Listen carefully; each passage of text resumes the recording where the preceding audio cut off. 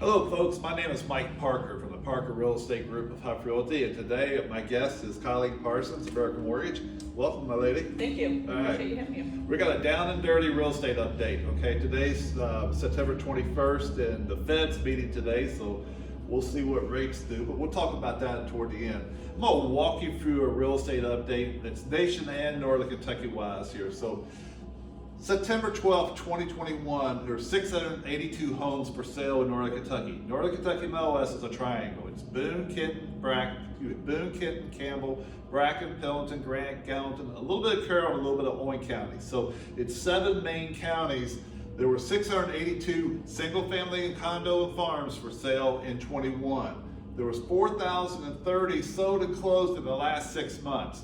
Well, we'll go down to the next one. The average price here was $264 right here, $264, $788, and there was a 1 month absorption rate, which means 1 month supply of homes there. Let's see what 22 is, okay? 764 homes active, about 10% more homes for sale than last year at the same time. 374, it's about 8% excuse me, 8% less homes for sale that closed here in 22. But here's where the big one was. It was 264 was the average sales price last year. It's 292 there. So it's been a big jump in that. We were 1 month supply last year, we're 1.2. We're about the same amount of homes for sale, just a few less closings right there. So our year, I'm gonna project we're gonna be about 10 to 12% down from last year in the number of homes that closed, okay? Let's see what we got here. You know, I hear the word recession all the time. I hear the word recession. How does housing handle that? Let's talk about it, okay? A recession does not mean prices are going to go down. Matter of fact, 4 out of the last 6 recessions, prices actually went up. In 20, we had a small recession, it went up 6%. Look at 01. This here was more of a mortgage problem versus a housing problem. I know they're tied together, but it was more of a mortgage problem. Recession means falling mortgage rates, and you kind of see here in the last 6 recessions how mortgages went down. They went down in 20, they went down 1 there. The big one was 81. I mean, that's when you went into business, but they were, you know, you talk to the old timers, FHA was 21% and conventional was 19%. I can't even imagine that, you know, right there. So this kind of gives you, this goes back to 1971. And what you'll see, 1971, and you can see what mortgage rates did. The last 40 years, the average mortgage rate is 8%, okay? We're about 1.5% below that right now, and you can kind of see how the dip, we're starting to go back up a little bit. Over the past 5 recessions, mortgage rates have fallen an average of 1.8 percentage points from the peak. We haven't hit the peak yet. But I got a feeling in probably 24, 25, you're going to see this exact number. It's going to come back down, things there. Why it won't crash, okay? Because there's just not enough homes for sale, okay? I'm a numbers freak, I admit it, okay? In 2006, in the Northern Kentucky MLS, there was 2,200 homes for sale, okay? In 2004, 5, and 6. 5 and 6 was a little hot. But in 2004, there was 2,200 homes for sale. You saw we were just a little bit over 700 today. So, you know, we're still, the inventory here is they're saying there's 3 month supply right now. Northern Kentucky, we're about 2.2 months supply. So we're even lower than what the national average is. You can see in the recession years, they got up to 10 months, 8 months, 9 months there. New construction. This is one of the reasons why locally our housing inventory is so short. Back in 2004, 5, and 6, okay, 28% of all of our closings was new construction. Today it's between 8 and 9%. That's one of the reasons. We don't have too many small builders like we used to. Back in 2004, 5, and 6, we had 20 builders building 20 houses or more. Today there's 4. Okay, that's one of the reasons the financial crisis wiped out the little builder. This is the first time that we're going to be over 1.2 million new homes in not Northern Kentucky, but in the nation there. 1.365 is the projected. Foreclosures. Oh, I hear this all the time. Mike, there's going to be so many foreclosures. Not true, guys. Not true. At the height, you see 9 and 10 were at 2.8, 2.9 million. 21, 151,000. The media loves to do bad news. Now, I am going to tell you this. In the next 12 to 18 months, you're going to see an uptick in foreclosures because in the pandemic, there was not allowed to foreclose on somebody, okay? We're going to go from about 1% to 2%. In a normal year, would you correct, would I be right? 2 to 3% is normal? Yeah, that's what we see as normal. A normal market, you're going to see 2 or 3% of your homes are going to be foreclosure. Kind of give you an idea, locally, we were 5 to 7, 5 to 8% back in the recession here. But we're not going to see the activity like we had before. Distressed sales, talking about distressed sales and short sales. It was 4% in 20, 22 there. You can see there, we're just not seeing the short sales come back, okay? You can read this right here, but I want to read the bottom part. This is while overall foreclosure activity is still running significantly below historic averages, the dramatic increase in foreclosure starts suggests we be back to normal by sometime in early 23. That's at 2%. Okay, so they're saying by early 23, we're going to be about 2% of our homes for sale will be in foreclosures right there. And if that's something, if you want a list of foreclosures for sale, just email us and we'll send you a copy out what they are, okay? Most people think that a normal market is 3 or 4 months. That's not true. A normal market is going to be about 6. So if it's 6 months, that's what we call a normal market. And before the 2005, 2006 hot market, and before 16 and 17 kind of we're in that way. We're like a 6-month market. As you saw before, we're in a 1.2 market right now, okay? That is the seller's market, okay? Prices have not gone down that much. They haven't, some places they haven't gone down, they've gone up 8, 9%. But what you're seeing is we are still in a seller's market. And guys, I think we're gonna be in a seller's market for the next 3 to 5 years. Just because we don't have the inventory. There is nothing to bring back the inventory that we need, okay? Home forecast, okay? An average here is showing 10.3, okay? That's national average. Our average locally is going to be in that 8 to 9% for 2022. Now, half of that happened first quarter, okay? The rest of it has slowed down. Days on the market has increased, but we're still in a very high appreciation market. 1986 to 2006, it was 3% a year appreciation. So we're still much higher in that.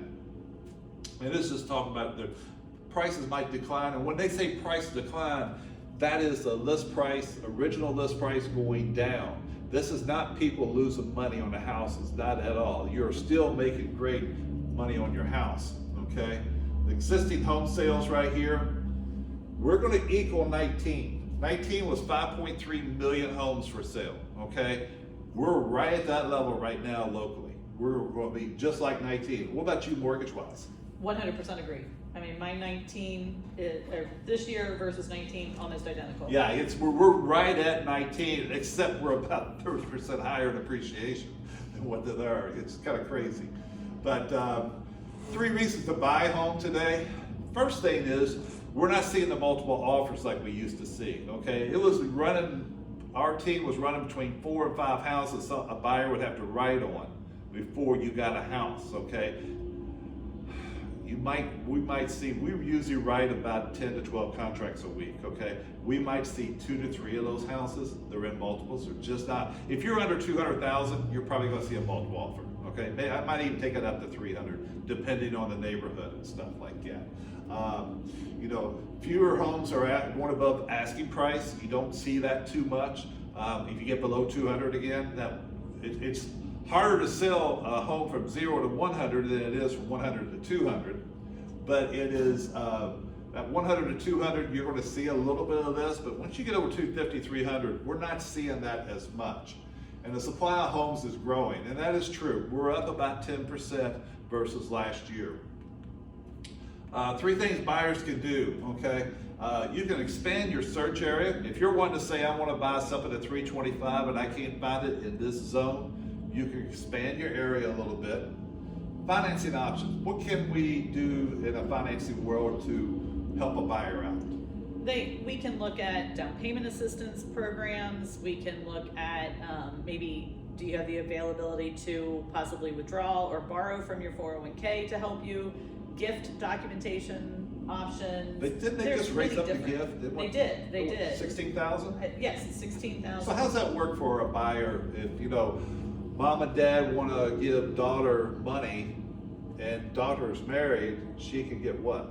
Up to $64,000 if they have that to give. So it's 16,000 per parent to a child, plus they can give 16,000 each to the spouse of So the that mom person. and dad just say one side, say the daughter's parents want to give her money, dad gives her 16, mom gives her 16, she's got 32,000 that she can give as a down payment, is that right? That's And correct. that's tax-free, I think, isn't it? Yes, of course, always check with your tax Yeah, advisor. check. In today's don't world, give tax advice. today's world it's tax-free, but check with your lender and check with your CPA and things like that. So if they want to do that, give that gift letter, what do they have to do?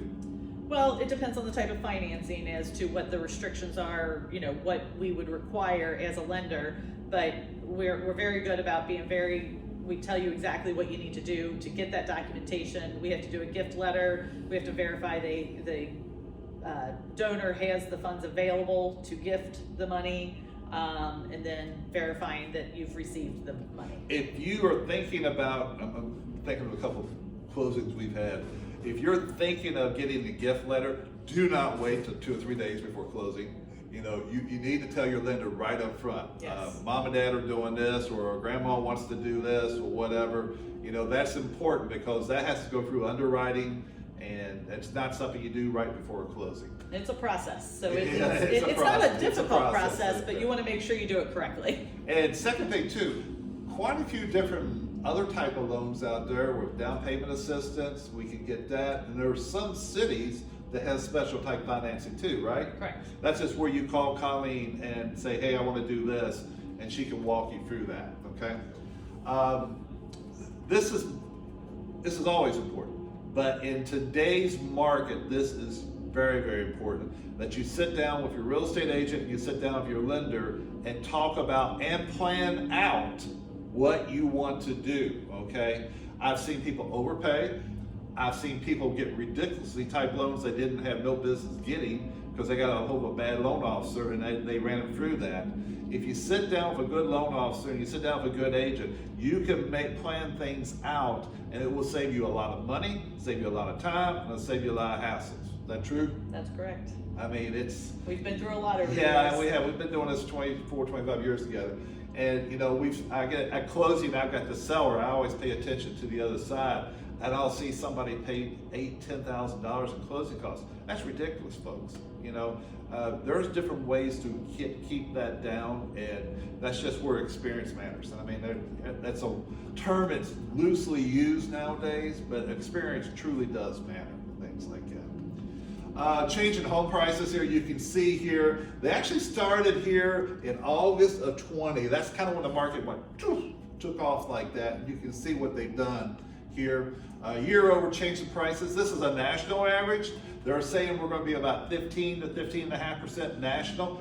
Locally, it's going to be more between 8 and 9% appreciation for the whole year, like that. Now, this is a big deal. Everybody who does the forecasting are predicting between 3 and 5% for the next 5 years each year, okay? We're getting back to a normal market here. It's not going to be where the sellers can put a number up there and just pluck a number out of the sky and get it. It has definitely changed. Housing inventory, as you can see, Kentucky is 7% right here. That is 7% less inventory than last year right there. You can see there's a few states that are there, but excuse me, I said 7% less. It is 7% more, 7% more. And most of the United States is that way. There's a couple places there. The national average is up 4.3%. And months of inventory here, you can see we're running about 3.5 here in January this year. Northern Kentucky is about 2. And the homeowners' top reasons to sell, okay? There's 2 I see a lot, okay? and they want to be closer to loved ones. Your boomers or your seniors are not taking off to Florida like they used to. You're getting to do the loans for them. They're selling a house, and historically they're buying a bigger house than they sold. They have been lately. It's kind of funny. Everything, but also the home office. We're seeing a lot of people. You might be in a bi-level, a small ranch. Both spouses are working from home, or one spouse is working from home, and you're using the bedroom. They just need a bigger home, okay, and things of that nature there. Like that. But there's main reasons sellers are moving. Buyer demand, okay. We're going to read this very slowly because it's very important. The slowdown in showing tracks the overall market rebalancing that takes place across the country.